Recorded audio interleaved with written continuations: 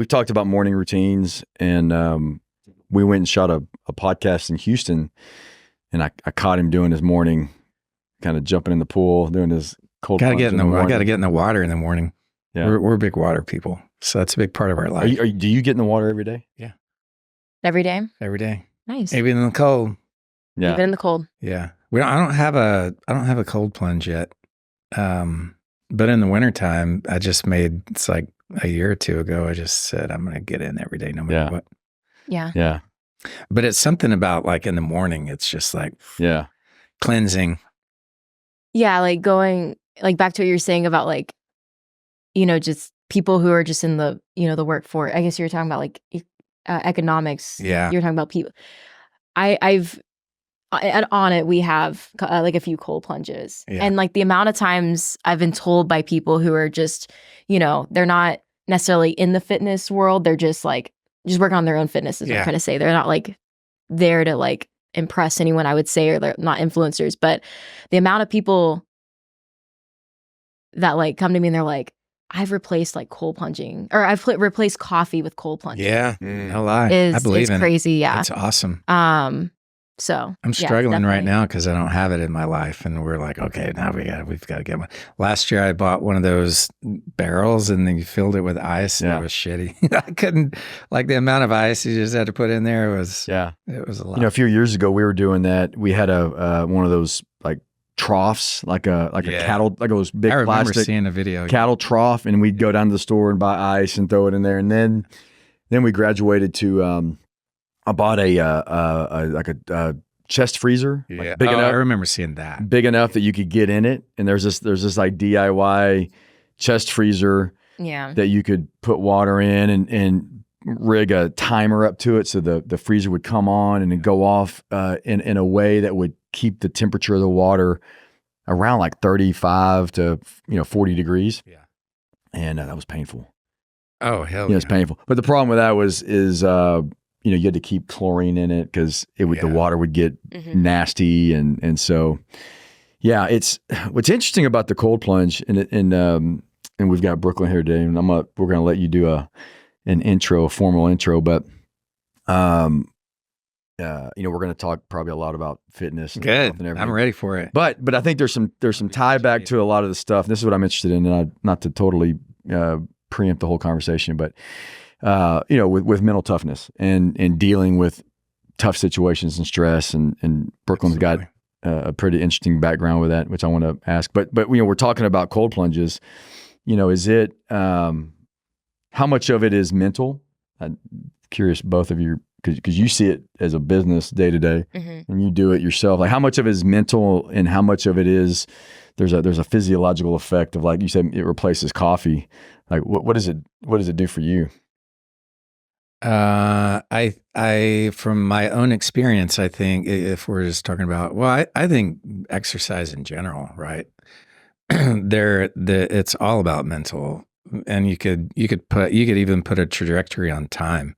You could say the first couple of months or year, right, is very mental because you have to get in the game, you have to change your routine, you have to reroute everything, whatever that time period of workout is or cold plunge is. I hated cold water. Like I did not like it. I'm just like baths only. Give me some warmth, sun, heat, 100 degrees. I'm good. Yeah. And when I had to get in the cold plunge, I was like, motherfucker, for 20, and there was only 20 seconds. I couldn't even take it. Yeah. My wife was in there and she was like, oh, it's so good. And I was like, no, why are you making me do this? And it took me 6 months to even mentally tolerate it. So, and then after a full year, I was in there, and this was wasn't 30 degrees. It was maybe 45, 50. And so something just clicked. And so that mental toughness, just working through that allowed me to, as I worked through it, my body just needed it more. Right. And so I don't know that it replaced caffeine for me because I love my coffee, but then I stopped for maybe 2 weeks. And then I thought, my body just needed that cold. And now it's, if I don't have it, it is like coffee, right? It is that mental clarity, all the things, that endorphins, all that stuff that you just feel when you get out. It sucks staying in there, but when you get out and that throughout the day, man, it feels so good. Yeah. So many things with that. Yes. There's all these, claims that people make that cold plunge does, like, I guess like actually physiology, like releasing endorphins, inflammation in the joints, the muscles, but I think, and there's a lot of other like woo-woo things that people could say about it too, for sure, that I've heard. But I think a big part of it is mental toughness. And like what I think about also too, like you're getting in that water and if you stay in it too long, it's dangerous. But if you get out at the right time, it's almost something instinctual. Like I just survived something, and then you get that boost. And too, like just the mental clarity that you have. Like I personally, if I ever do it, like I feel like I can breathe better. I think that's a lot to do with like inflammation and if you go into it like stressed about something, afterwards you're probably not thinking about that, whatever anxiety you had, right? You're like, I'm just trying to warm up. That's right. And more on the physio, like your body is having to warm itself up, so that's beneficial in many ways. But yeah, I feel like mental toughness is a lot of it. And if you want more of like the information about like the science, like Andrew Huberman does plenty of podcasts on cold plunge and but just like fitness too, what I've seen, like people who do something like that, whether it is cold plunge or their workout for the day, especially like in the morning or midday, like I feel like it's a butterfly effect, like how they go through the rest of their day. Like when you do the cold plunge or workout, you probably aren't as anxious in traffic, which means you probably won't, when you're going to work, you probably won't be as anxious at work. Yeah. And then if you have, that might lead into a better day at work, or you're able to handle problems a lot better. You might not react as tensely. If you have a better day at work, you go home. If you have a family, you're probably not as stressed going home to your. So I think Absolutely. Starting that in the morning or, midday or afternoon, if that whatever time works best for you to go, I think it's a butterfly effect too. Yeah, Just absolutely. sets the rest of your day. Yeah. Or if you're not able to do it in the morning, if you have to go to work early, like I think it's something for you to like be excited about at the end of the day. So generationally, do you see there's a age bracket between the morning time, daytime, and then evening? Is there like the old folks, they get up and they do their workout in the morning time? That's what I've and when I was younger, I would do everything at night. But you're asking like from what I see. Yeah. Where I am at Onnit, like it's really a blend. Like I see, older crowd age-wise, like older crowd, like throughout the day, younger crowd, same thing. Like, I see a blend. It's really cool to see like the different ages, like, and we all like we do classes together, and they all work out together, and they all get along as if they're the same age. Honestly, like we're all. And I say too, like Onnit is kind of like a what do you call it? Like a like kind of puts a pause to age in terms of like what you look like, how you act, especially like everyone is just very welcoming and very like if you're new to class or to the gym, like no matter how old you are, what you do, like you're gonna be welcomed there. So that's nice. To go back to your question, like it's very much a blend throughout the whole day. Yeah. How's it different from? Because and maybe stop there and. Why don't you talk about your journey with? Yeah, that's what I was going to ask. Like CrossFit and fitness, kind of where you started and kind of where you're at now. Because and then like, what do you see different with fitness and what people are doing it on it today versus what you saw several years ago in like CrossFit? Yeah. So I started. I did school sports growing up, and then CrossFit I started around 12, almost 13 years old. So I started very young. And when I started CrossFit, I think the the main thing that kept me into it was that, if I really work on something, I can get really good at it. Yeah. Wow. Surprise. Which is great to learn, I think, at a young age for sure. Yeah. You have to work towards, you have to put the reps in, you have to show up. I think that was great to learn at a young age. But were you always like that? Like there's some discipline there that I don't know where you may get it from, your folks. But sure. But yeah, I mean, how'd you get there in that frame of mind? Well, he started CrossFit around that time too, and then got me into it. But yeah, I mean, like y'all were younger, y'all were like in your 20s. Way younger than we are now. Y'all were younger when you had me, and so y'all were hustling, y'all were working. I think I saw that growing up, and then that just was instilled in me early on. And it was fun. I got good exposure to it at that time, and I was surrounded by great people. So I think it just all cultivated me where I wanted to be there. And so I think within the first year or two I was doing it, I learned about the CrossFit games and the competition. There's an actual competitive side to CrossFit. I was like, I'm getting good really fast. I think this is something I could do. And it was just something to a goal to reach for. Yeah. I learned that setting goals really early was something I enjoyed doing. Yeah. Nice. And then I the first year, I think it was 2014. So it's a couple years later. They had the qualifier to where you get to the CrossFit Games, which is the Super Bowl of CrossFit, the biggest stage competition there. And how old were you? About 14 at that time. Okay. Almost 15. Yeah. Yeah. And that time span was about a year that you were like, oh, this is kind of cool. I'm good at it. A year and a half to 2 years. Yeah. And 2015, I'm trying to get my dates right. Anyways, 2015, that open, which is the first step of the qualifier, they announced that they were going to open up a teenage division, and they were going to start it at 14 or 15 years old. And I was right in that.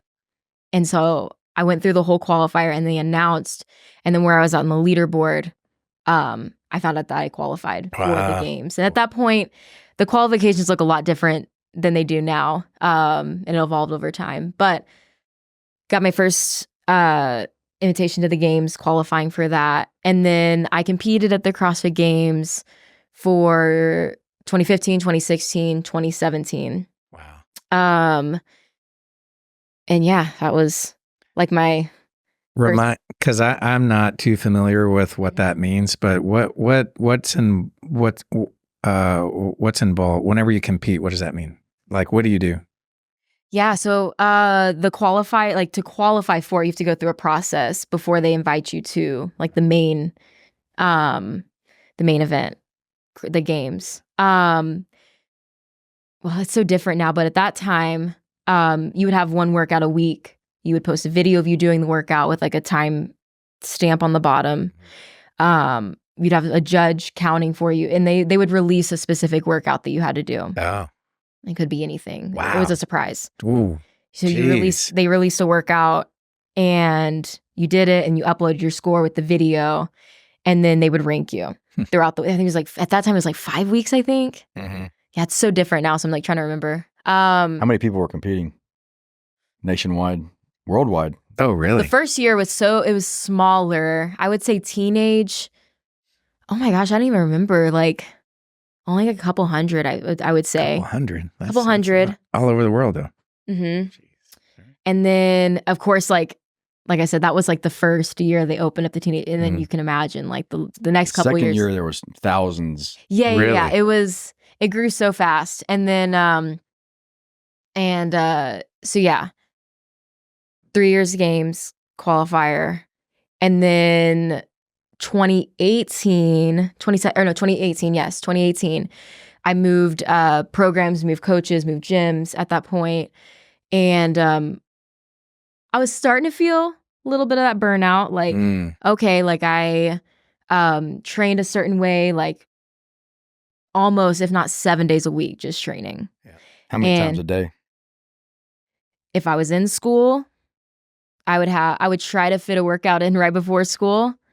And then after school, like go straight from there to the gym. Is that you by yourself or you had a trainer with you? I had a trainer, and then I usually worked out with other people too. Yeah. And then summertime, like 2-3 times a day. Wow. And that's all I focused on for those years. And so by 2018, I was doing competitions in between then. So keep in mind, like I was doing the games, I was qualifying for that. And there's other higher level, like Wadapalooza is one of them, Physics Experience. Those are all like high level competitions outside of the games. And are you sponsored? And now people are carting you around and saying you should do these. And how's that work? Yeah, like a lot of those came with like qualifiers too, that I had to do. So I was competing year round. Then like most sports, like you have like an on season. Yeah. It only goes for like however many months that specific sport goes through, and then you have an off season. For me, it was like always on season. And Olympics too, they go over like 4 years. So they're, and so by 2018, I didn't qualify for the games. I think it was a couple spots away from qualifying. And I was like, okay. Yeah. A lot of things leading up to that too, around that time where I was like, yeah, I don't know how long I'll keep this up for. It's a lot. And also too, my goals were changing. I was like, realistically, am I going to want to do this the rest of my life? Like what else would I be interested in? Like what goals can I make next? So yeah, I started shifting my focus. What's up? All that time, no injuries? Right. Yeah. Nothing more than like. It's pretty incredible. I know. I get asked that a lot. Super person. I never pushed myself to where like, I pushed myself hard, but I was very smart with like how I recovered for the most part, given I was working out like 3 times a day. But I was always smart with like really how far I went. And I think too, I was just young. And so I was a little bit more resilient. Like I could recover faster. And I didn't do any other activity outside of that too. Like I wasn't going on like crazy mountain biking things or like you're taking care of yourself. Yeah, I was taking care of myself. Sleep and recovery has a big deal to do with that. Nutrition has a big play in that too. Which I'd love to get into also if y'all have questions on that. But absolutely. I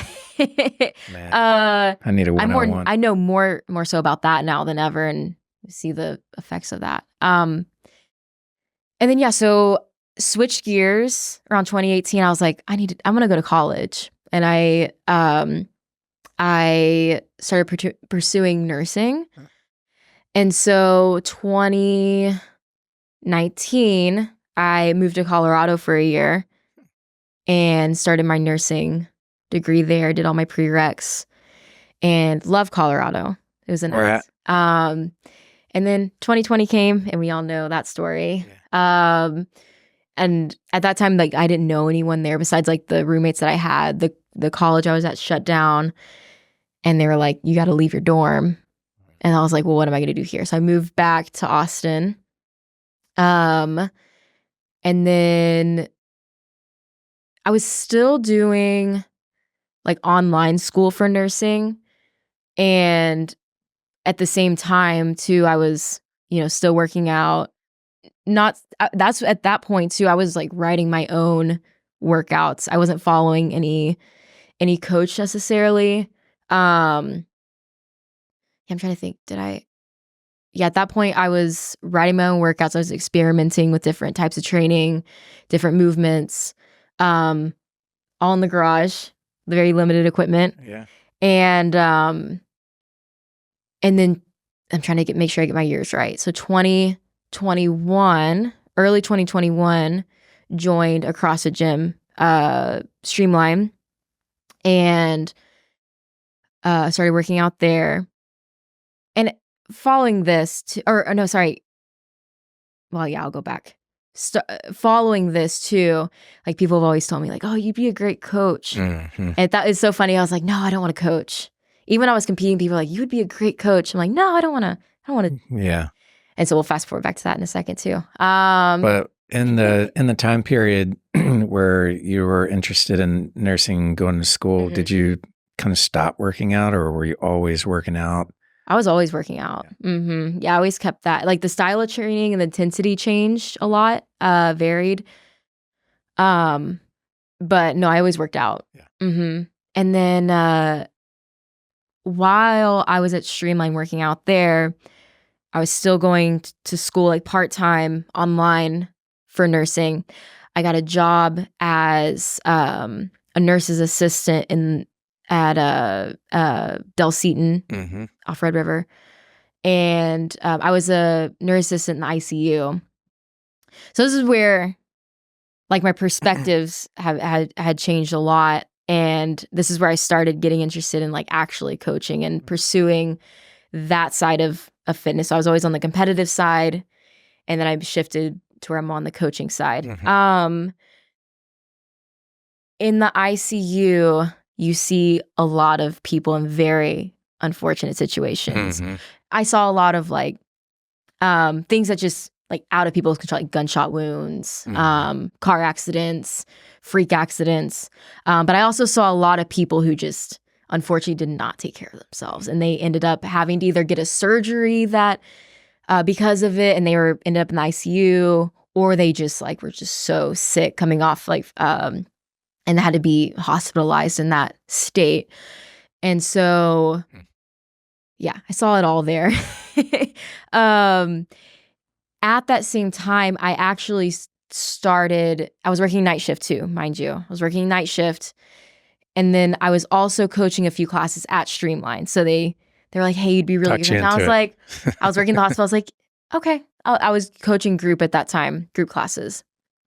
And I got to where like I was going to work and I'd go home and sleep for a little bit and then do like coach a class. And I was like, why am I not doing this full time coaching class? Why am I not coaching full time? And like that started, started building on me. I was like, and then night shift. And yeah, it just, the lifestyle of that isn't it's sustainable, or if it is sustainable, like it takes a big hit on your health over time. And also too, I would talk to the nurses that were around because I was still somewhat interested in nursing. That's why I took that job and pursued that. And they were telling me like, oh, I haven't seen my significant other in like a few days. Or when I go home, I just go home and sleep. And then and then I come right back to work. Stress levels are through the roof because understaffed, Austin underpaid, I would say. Speaking to other nurses that have been in the field for a while and have like done nursing in several different, like Austin specifically. But and so I saw that and I was like, I could be more on the preventative side. And it's just a better environment too, coaching, obviously. Like you're seeing people who are excited to be there. One night before this is where too, it gets kind of weird. Like timing just was perfect. And like everything was it just happened like without me even like expecting anything to happen. So one night I was going in for a shift and I had visited Onnit a few years back. And so I had a contact from there with who I visited with at that time. And I contacted that person. I was like, hey, is there any possibility that is there a spot open for Onnit? And I wasn't at that time, I was coaching at Streamline. I was not looking for a coaching job at Onnit because I knew how I just didn't like, it's a high level gym, high level people going there. And I didn't expect like to be coaching there. And I hadn't at that point had a ton of experience coaching. I just knew I wanted to be in that environment around those people. And I contacted this person that I had from Onnit. I was like, hey, is there any chance Onnit's hiring for anything? And they sent back, here, let me give you our general manager's contact. You can email him. And shout out to Larry Maloney. So I contacted, his name's Larry. And I was like, hey, I did the whole like, and I literally meant, I was like, hey, I will do anything. Like I will mop the floors. I will clean the gym. I will do whatever. I'll work front of house. At that time, I didn't know what positions were open. And he was like, yeah, come in. I'd love to talk to you. Let's do an interview. And like I said, like I had no expectations of what I was like getting into, and like I was just going in to see, and I just knew I wanted to be, in that environment. And went and had the interview, and they offered me a position like front of house, so front desk and cafe at Onnit, and I was so thrilled. And so we do there's coaches workouts Monday, Wednesday, Friday, 1:30. They were like, hey, also, this was before they hired me too, like, hey, come jump in for the coaches workouts. And so I would do my night shift job. I would go home, sleep for a little bit, and then I would go to the 1:30 workout to just be there. Like I said, I just wanted to be in that space. Yeah. What's up? Not to cut, and I'm cutting you off, and I don't mean to, but talk about your job that you got when you're in college too, because you hovered on the Dell Seton thing a little bit, but you did work for a hospital when you were in college. I went in. Oh, I totally forgot about that. What did I do there? How did you get the job? I think it was, I went, and that was more for an interning thing. I don't think I got it because of COVID. I think I was in the process, and then COVID hit and I had to move. And this was in Colorado? This is in Colorado. I also tutored for chemistry, surprisingly. Wow. And I had a great teacher, a very enthusiastic chemistry professor. And she was very goofy, but like very, like very much loved her job. And you can tell. That's what like coaches too, like same thing. Like if they're really passionate, like they love it. Anyways, so I tutor for chemistry for her. I can't remember. I forgot about that.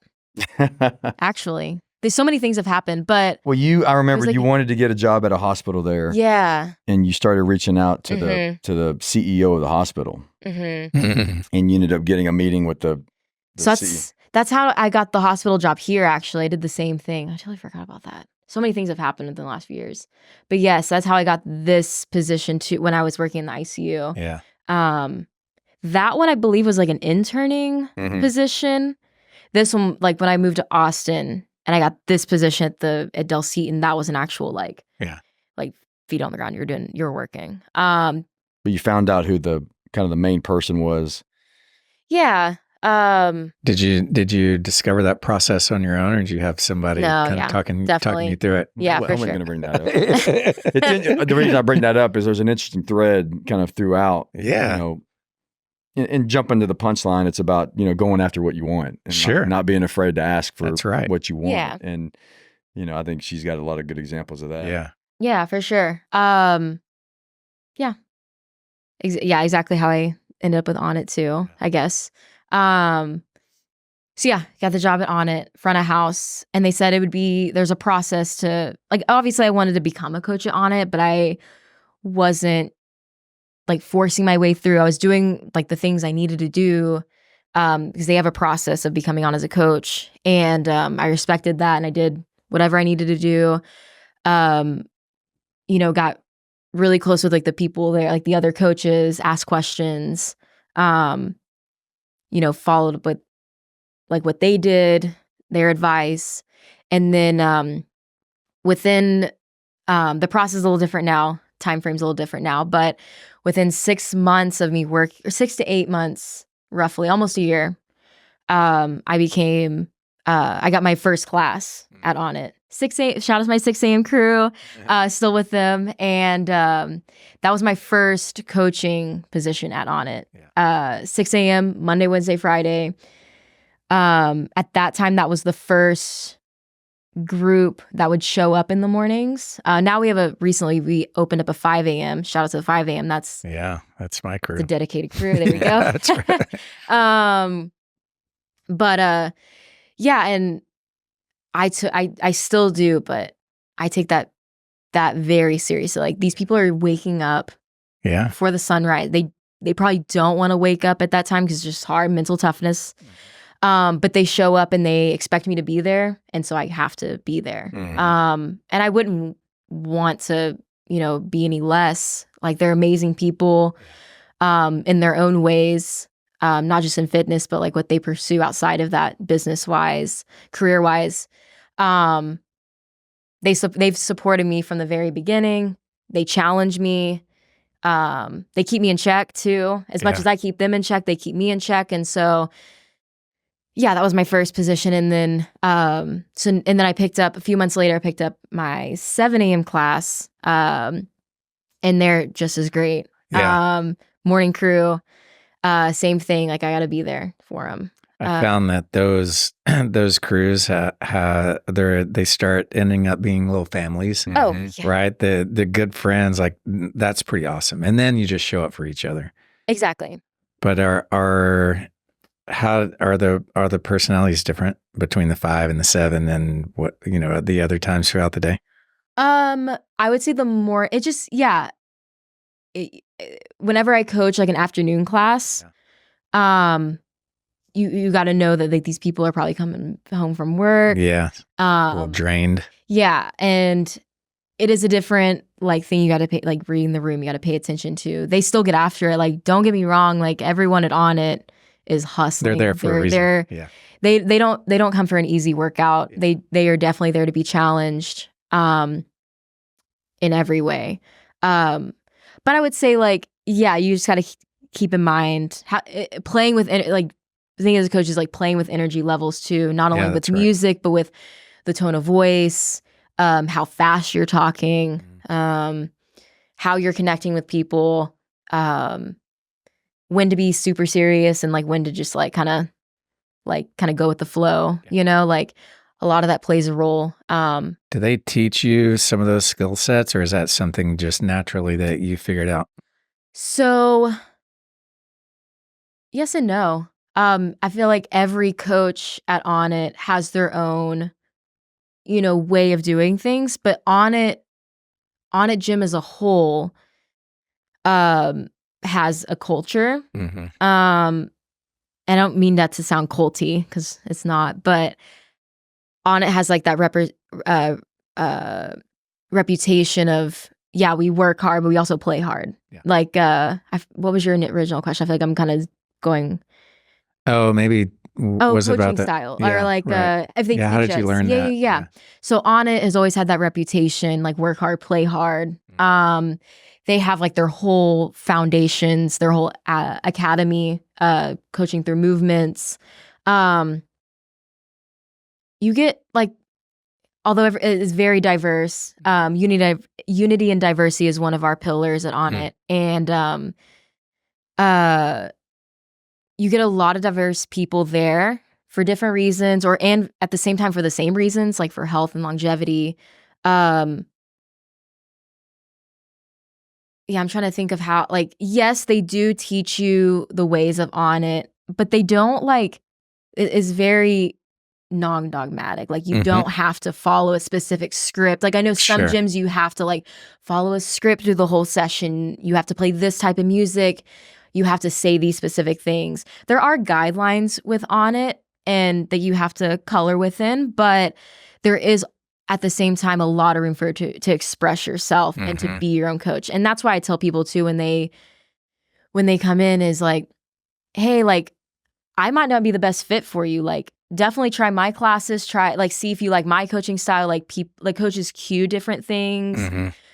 We all have different experiences, but also go try this class, go try this coach. Not only the coach, but you might find a different vibe with a different group of people in that class. My 6 a.m., 7 a.m. are very rowdy people, and we love to have fun in the mornings. We're loud. We joke around a lot. but also we get our work done. Yeah. And so you just got to make a lot of inappropriate jokes. So you got to be comfortable with that. Yeah. Yeah. Is there anything from your CrossFit days that you implement today? Is there any influences from all the years in CrossFit that you deploy now and on it? The discipline part, yeah, like showing up and then getting your reps in. What's cool about Onnit too is we're not like and this you had a question too about this, like how it's changed. Like how the fitness industry's changed and like CrossFit to like what we see now in programming, which is very interesting. But we'll go back to it in a second. With Onnit, we drill a lot of the same movement patterns in different within different movements.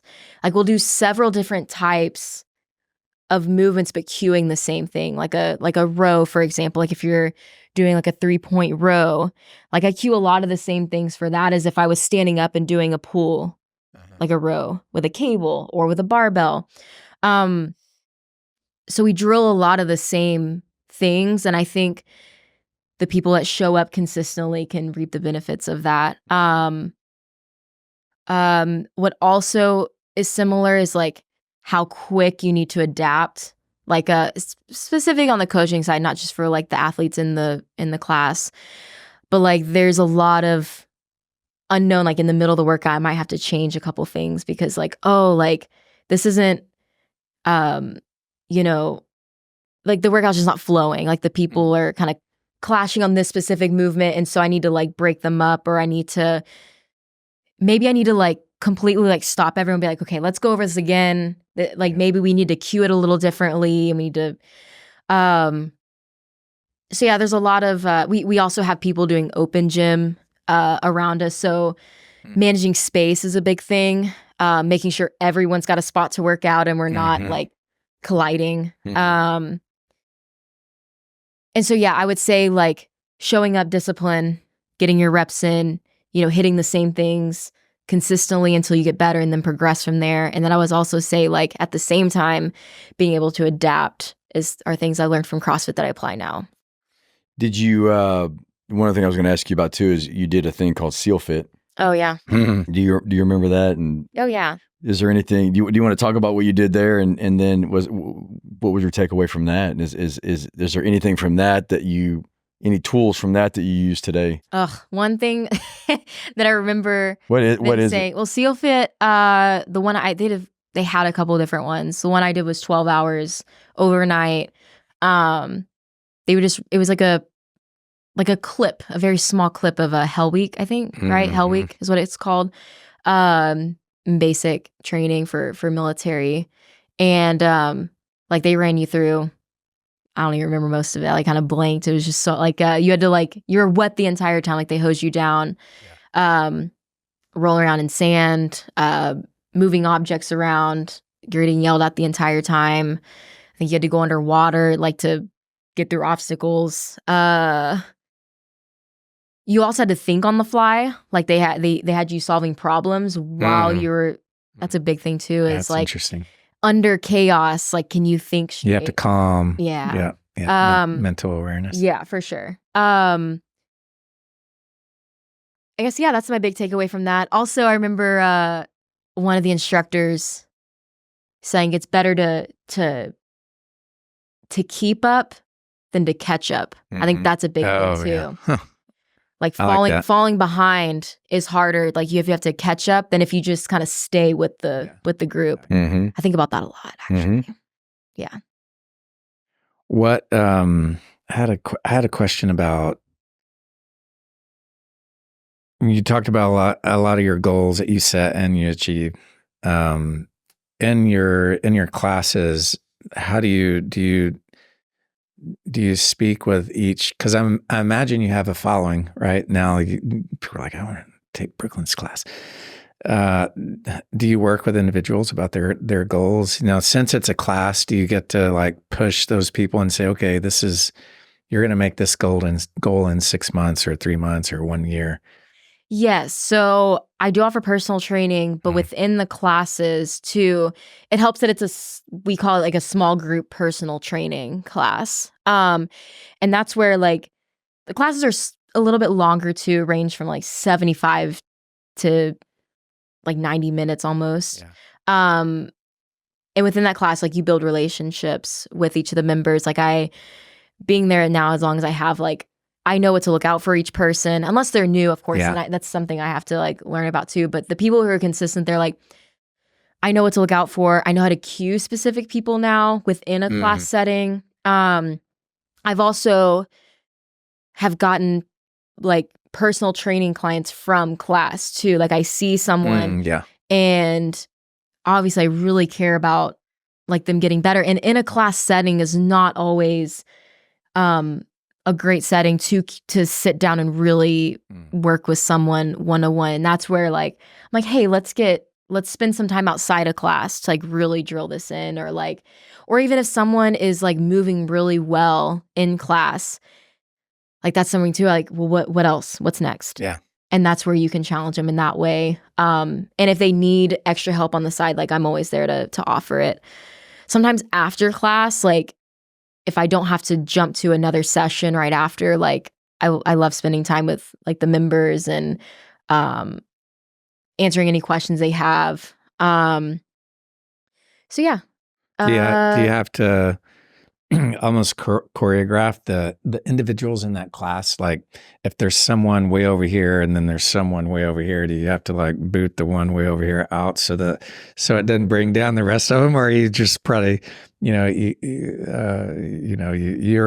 able to manage the different levels of skill sets? Yeah. And like how the workouts are set up too.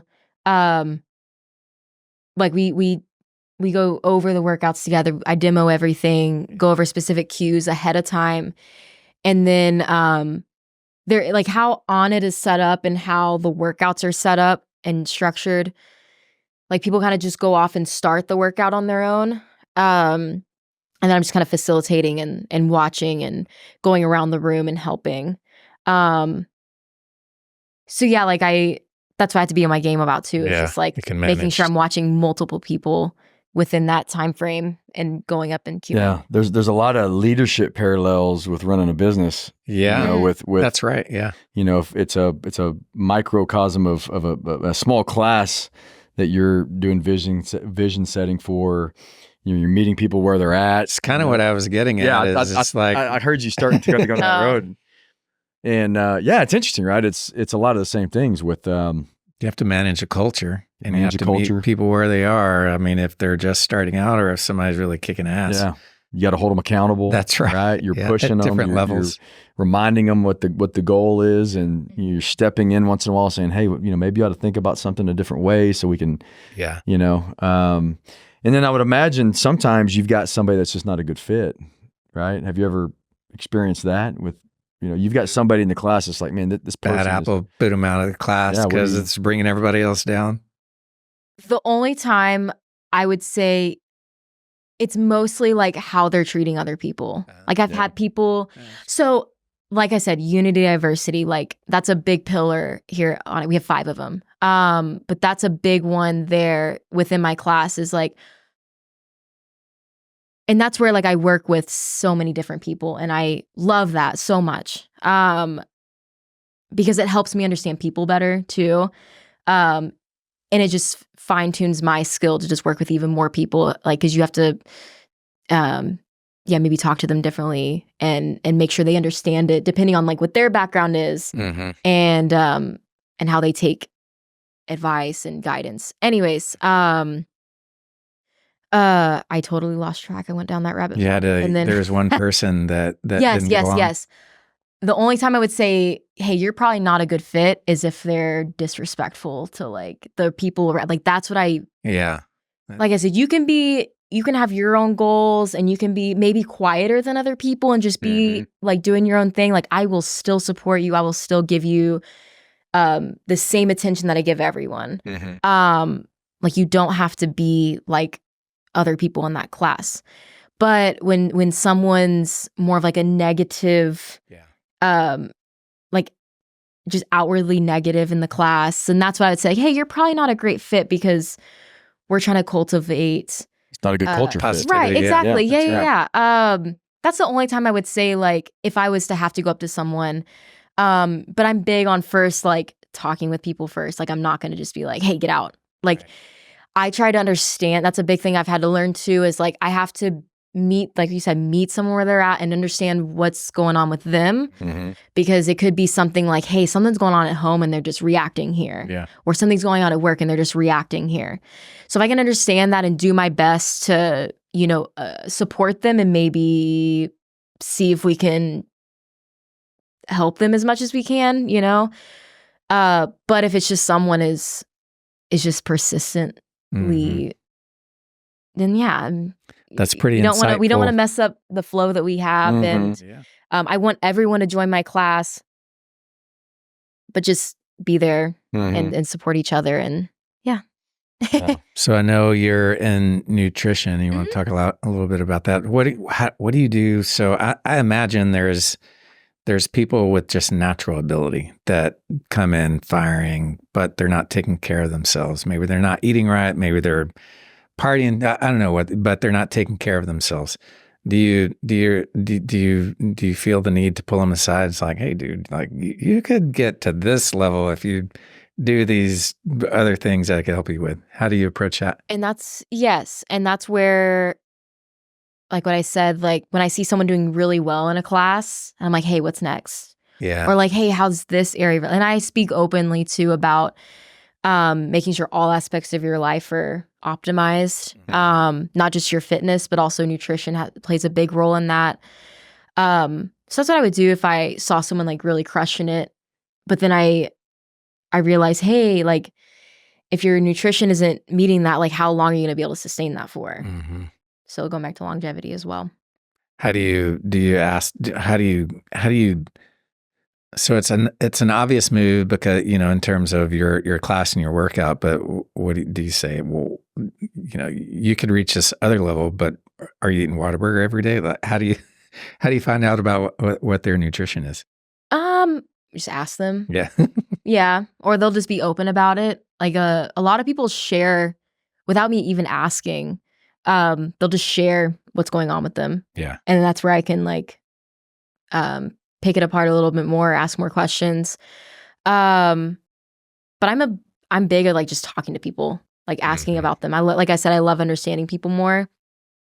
I'm nosy. I like curious. I'm like, so like tell me about your family, like what's going on and like where are you from? Like what do you do for work? Like I try to figure out what everyone does for work. I'm so nosy. But it helps me understand like I said, like how I can help them more. Yeah. Also too, like I've had a lot of times where I'll learn that maybe they could do better with their nutrition. They can improve on things. And people just are like, no, I'm good. And I'm like, okay. But then they know that I can help eventually. And if they ever need anything, that they can always come back and ask me. So at the same time, I'm not very like, I'm not going to force you to do anything. Like you're there for your own needs, what you want to do. I'm just there to be a support however I can and let you know that I do that. Yeah. Jeremy asked the question earlier about what's different between now or then and now, but you could also parallel that with nutrition. Like I can't follow how many different diets there are. Like I could give a shit. Yeah. I just know it makes me feel good, but I don't really know what it's called. Maybe I'm on a diet, maybe I'm not on a diet. But how do you navigate that? Do you have your own methodology in terms of what you think people should do or are there certain diets that you follow? Love this. If a woman comes to me and she wants nutrition help, hey, I want to lose weight. I just want to lose. I get that a lot from men and women. Hey, I want to lose weight, but then I start like I do a whole like consultation. I get to know them. I'm nosy, but it's necessary. I do a whole consult. I figure out this woman is a mom of 3 kids. She works a 9 to 5 Monday through Friday. let's say she's married, she has a husband, she has family, like not just her kids, but she also has extended family. I find out that previous years she's yo-yo dieted, which means like she jumps from diet to diet, or she, basically what it means is like you change diets really fast and you go back and forth. And let's say she really just isn't confident in where she's at now. Yeah. I'm not gonna be like, hey, let's go keto. Or let's go in a calorie deficit. Let's like reduce all your calories. What I do first is like, first of all, what I say is the type of coaching that I offer is like, I see where you are now, and then I pick apart, okay, what's the first thing we can do? I'm not gonna be like, hey, I need you to increase your protein. I need you to drink more water. I need you to get 8 hours of sleep with your 3 kids. I need you to get 8 hours of sleep every night. I need you to work out 5 times a week. We start with, hey, like gradual. I'm like, hey, like, how are your energy levels right now? Oh, I'm very, like I'm tired day to day. I never, like when I wake up, I'm tired. I go to like throughout the day, I always have to drink coffee. I'm like, okay, well, like what types of food are you eating? Oh, I don't eat during the day. I eat maybe like lunch, and that's iffy. I'm like, okay, like what foods do you enjoy? Like, do you like cooking? Like I ask those kind of questions. And then maybe my first goal for her is like, hey, like first thing in the morning, like with your kids, if you're there with them in the mornings, you can take them to school. Like, do you make them breakfast? Okay, maybe you make a little extra for yourself. Let's just start with that. And oh my gosh, the not only like the kind of like, oh, that's it for now. Not only that, but also the relief. Like, oh, she's not going to give me a diet. Oh, right. Like, oh, and I feel like even though it might take a little bit longer, and when I say like that could take, you could see progress within like a few weeks, even with just that little change. Even it takes, like, she'll hold on to that habit for much longer than if I'm like, hey, I need you to eat, I need you to add 3 meals a day to what you're doing. She might do that for a few weeks and then she'll drop off. But the slower you can add things, like adapting, your body adapts, your habits adapt to that. And I've seen people make lifelong habit changes because of that, like very small increments. And it's something that they're confident in. I have a client right now that like I gave them, I told them to just eat yogurt in the morning. Like start your day with a win. Eat some yogurt in the morning because this person wasn't eating anything and maybe drinking a soda to wake up. I'm like, hey, do you like yogurt? Yes. Okay. How about you? And this person also travels like throughout the week. So I work with people that travel a ton also in optimizing that. And this person's like, does it every day now. And this person is, they're like, this is, I can do this. I can do this for a while. And it's good. I enjoy it. And so starting there and building on. Well, it's understanding that the small wins are important, right? And then, eventually it's relieving for people too. I would say too, I guess going back to your original question of how it's changed, like back then, I think when we started CrossFit, like paleo was a huge thing. A lot of what a diet. Did you do those? Yeah. I'm terrible. I think I'm like a dog. I could just eat the same thing every day and it's probably not, I don't know. No, that's great. If that works for you. Yeah, that's great. If it's easy. But like paleo is a big thing. I know that like keto might still, I think it's still kind of there, but there was like a period of time where like keto was the answer. It's all just calorie management and restriction. And you can play around with like the macronutrients, like the protein, carb, fat. Like keto is high protein, high fat, very little carb. Now, you can call it whatever you want.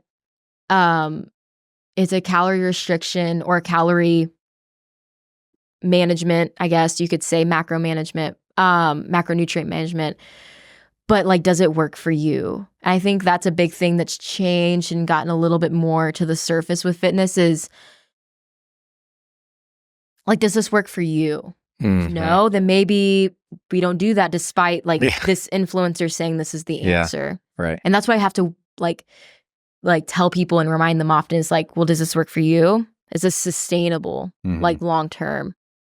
I'm hoping one of the outcomes of the recent years of, our skepticism now with experts is that people are going to do their own research, right? And I think what you're saying is that's right. Yeah. There's no one size fits all. Yeah. Even though you've got, you probably hear about people taking Ozempic a lot. I mean, that's a big, you know what that is. Yeah. Right? Yeah. I just learned what that was. Yeah. So, but that aside, I think, kind of being along a little bit of this journey with Brooklyn, what you learn is that, there's not a one size fits all. You need to do your own research to what works for you. Yeah. Right. And I think that's what Brooklyn's really good at is working with people to decide, hey, let's ask all these questions and let's tailor something really custom to you. Right. Because, some people might benefit from a carnivore diet, or some people might benefit from some type of a keto. Some people can eat a lot of carbs and it doesn't affect their body the same way it would somebody else. So it's a lot of just tailoring to you. But I think the good thing recently is that people are more, they're questioning it more. Sure. And just blindly going with what, so-called experts are saying, At the same time too, like what works best for you, there is like people's beliefs, but there's also science. Like your body needs certain things to function well. And there's a lot of things like it's very extreme, but like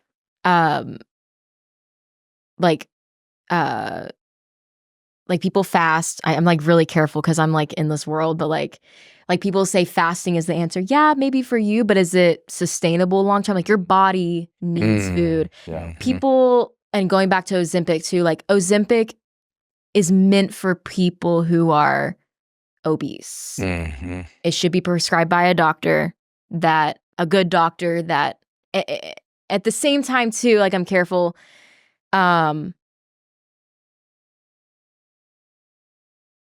You also need to focus on giving your body what it needs, the proper nutrition, focusing on protein, carbs, and fat intake.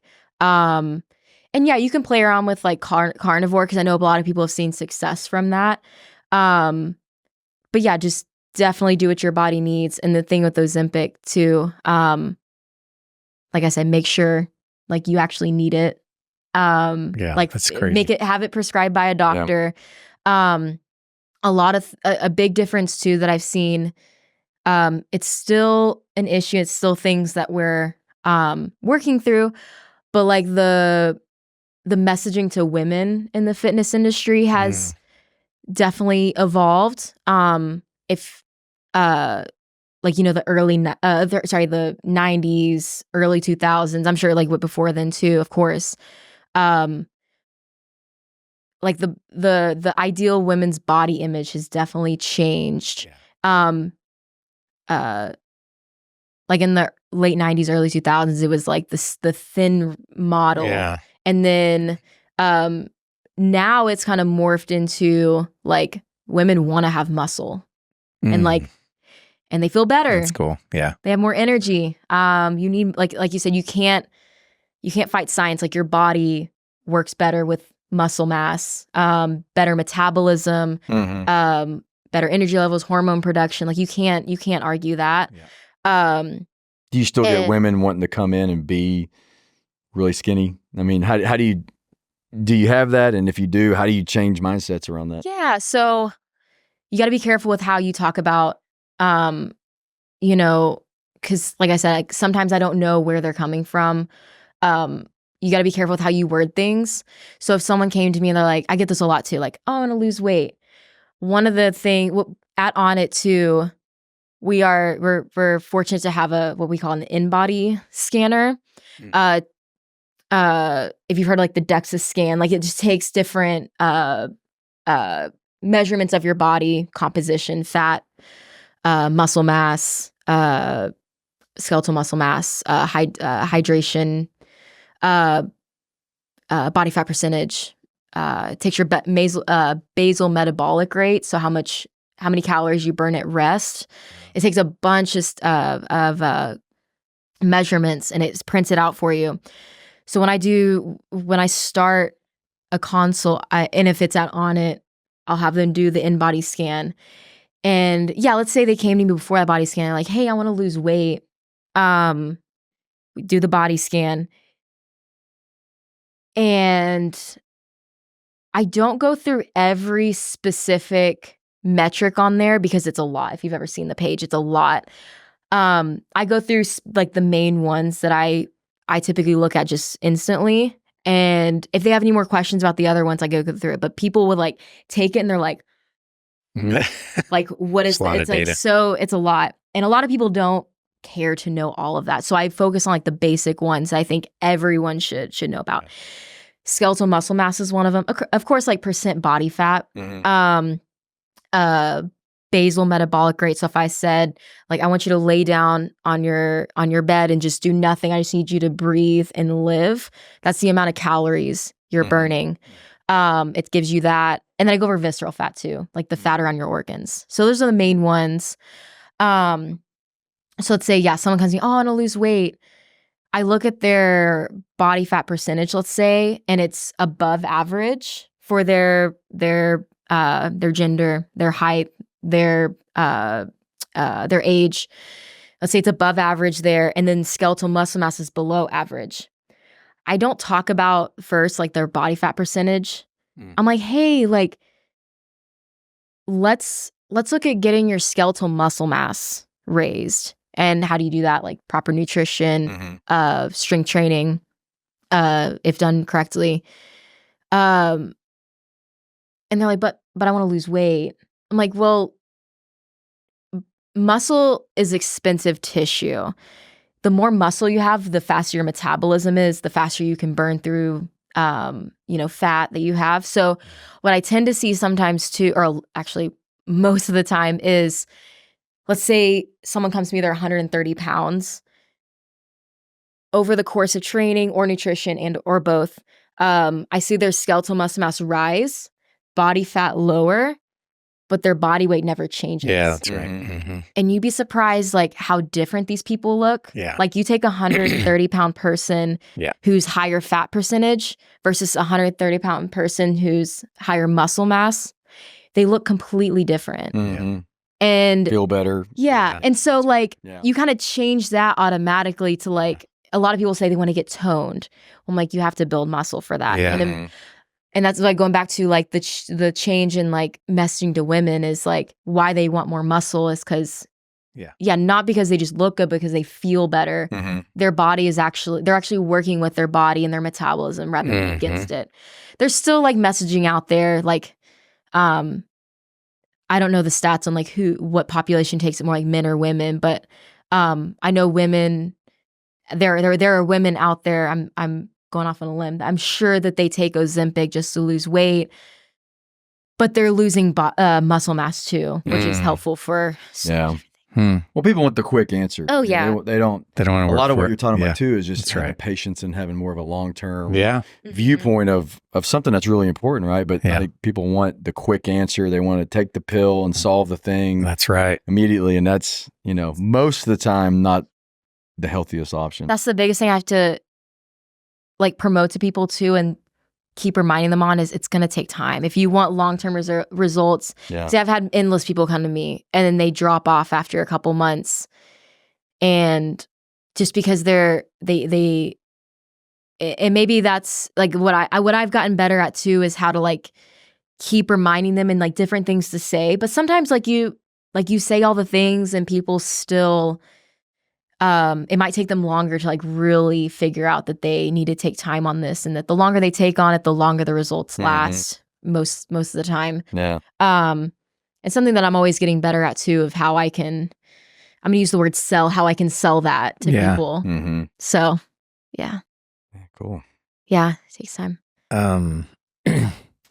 What, because I haven't been to Onnit, so I'm assuming like the regimen is pretty intense in a way, and then you have folks dialed in with nutrition.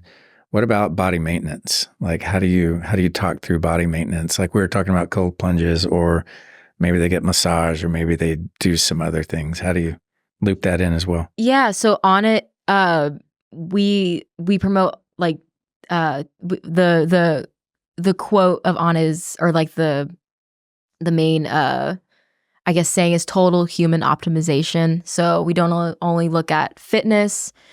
We look at recovery outside of the gym as well.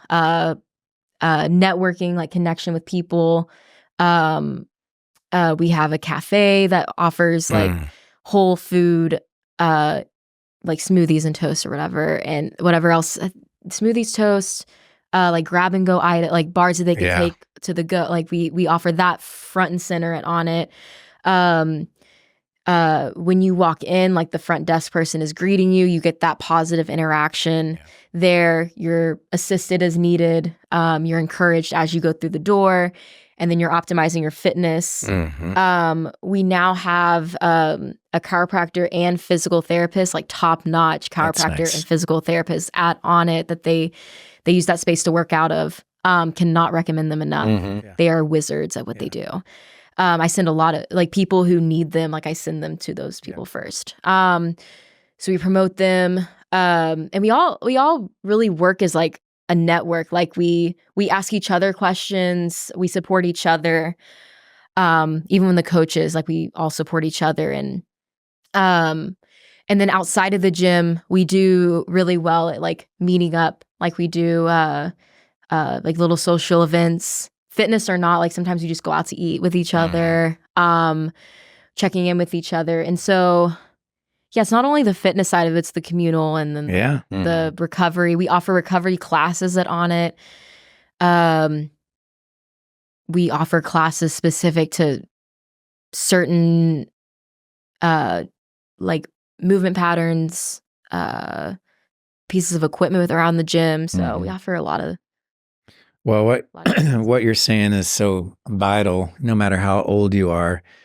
And so, the wellness, the physical activity, the nutrition, but not most importantly, but equally the social awareness and the engagement, right? All those things. Like if you watch these shows, I forget what it was, like the Blue Zone or whatever. Yeah. All those things, the lifespan of people was just physical activity and then social engagement, like laughing, being positive, up and moving. Like those things are so important. So it's really nice to hear that you promote that culture. It wasn't anything dramatic. Wasn't anything like it was just super basic, which I love about the simplicity of just working out. Like I never have enjoyed the fancy machines and like just give me a rock or something. That's what a lot of people say when they come to Onnit is like, is they like the energy. Yeah. Like they're like it's just different in terms of like how people are like supportive of each other. I'm not talking about in other gyms because everyone needs a certain thing, right? Some gyms work better for others in terms of like hours of day that you need to be there, availability, access, certain equipment, whatever, proximity to where you work or your home. But what we have it on it is, definitely a community, whether you're doing a small group personal training class, whether you are just working one-to-one with a coach and you don't do classes, or if you're there for just like open gym access where you do your own workout. Like we all like know each other. We get to know each other, or at least we just say hi to each other and like, hey, what's up? And then we're all, one big family. And I think just because everyone there wants each other to do well. I think that's like the main point is like everyone there, no matter. It's nice. Yeah. Unity, diversity. Yeah. Yeah. All right. Well, when are you going to open up one west? I mean, that's like, I know. I could buy into that.